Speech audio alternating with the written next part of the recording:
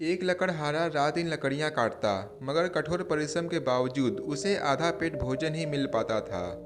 एक दिन उसकी मुलाकात एक साधु से हुई।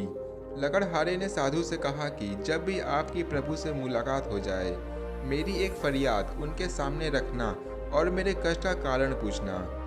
कुछ दिनों बाद उसे वह साधु फिर मिला। लकड़हारे ने उसे अपनी फरियाद की याद दिलाई तो साधु ने कहा कि प्रभु ने बताया है कि लकड़हारे की आयु 60 वर्ष है और उसके भाग्य में पूरे जीवन के लिए सिर्फ 5 बोरी अनाज है। इसलिए प्रभु उसे थोड़ा अनाज ही देते हैं ताकि वह 60 वर्ष तक जीवित रह सके। समय बीता, साधु उस लकड़हारे को फिर मिला तो लकड़हारे ने कहा, ऋषिवर, अब जब भी आपकी प्रभु से बात हो तो मेरी यह फरियाद उन तक पहुंचा देना कि वह मेरे जीवन का सारा अनाज एक साथ दे दें, ताकि कम से कम एक दिन तो मैं भरपेट भोजन कर सकूं।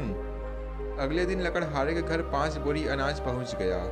लकड़हारे ने प्रभु को धन्यवाद दिया कि उसकी फरियाद कबूल कर उसे उसका सारा हिस्सा भेज दिया है। उसने बिना कल की चिंता किए सारे अनाज का भोजन बनाकर फकीरों और भूखों को खिला दिया और खुद भी भरपेट खाया। लेकिन अगली सुबह उठने पर उसने देखा कि उतना ही अनाज उसके घर फिर पहुंच गया है। उसने फिर गरीबों को खिला दिया, फिर उसका भंडार भर गया। यह सिलसिला रोज रोज चल पड़ा और लकड़हारा लकड़ियां काटने की जगह गरीबों को खाना खिलाने में व्यस्त रहने लगा।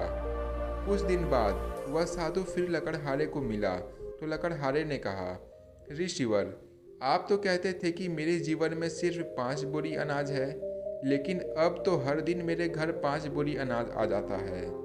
साधु ने समझाया, तुमने अपने जीवन की परवाह ना करते हुए अपने हिस्से का अनाज गरीब व भूखों को खिला दिया, इसलिए प्रभु अब उन गरीबों के हिस्से का अनाज तुम्हें दे रहे हैं। तो दोस्तों, इस कहानी से हमें यह सीख मिलती है कि किसी को भी कुछ भी देने की शक्ति हम में है ही नहीं।